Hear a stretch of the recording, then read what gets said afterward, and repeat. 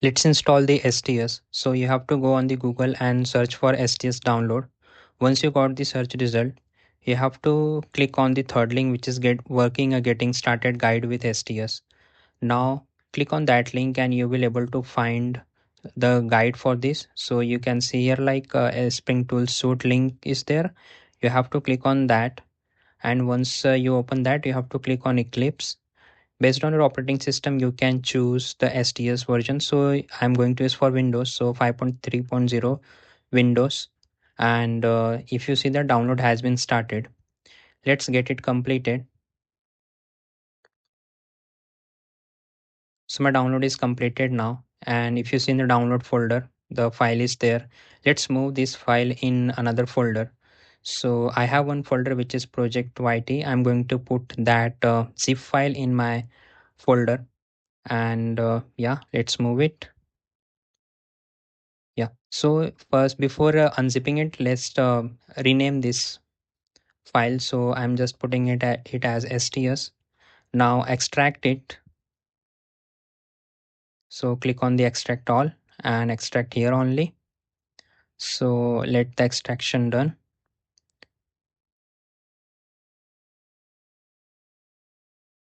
So yeah, extraction is completed now. You can go inside the folder and you have to first let's check what is the version of this Java. So open the CMD and search for like type the command like Java under hyphen version. You will see the latest whatever the running Java version here, and Java C hyphen version to see the Java compiler version. So I have 11 right now. So let's open this Spring Tool for Eclipse.exe file. Double click on that.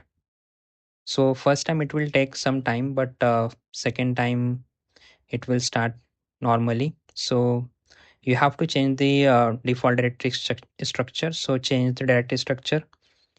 Click on change and select the folder or create a folder where you want to put this one. So I'm going to create a workspace STS here.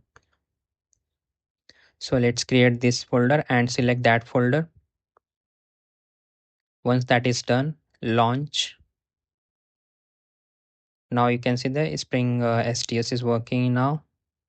It will open a window for us.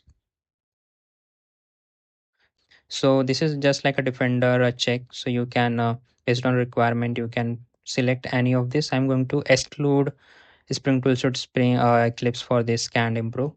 So if you're able to see this screen, which is a create a Java project, then your STS is working properly now. And thank you.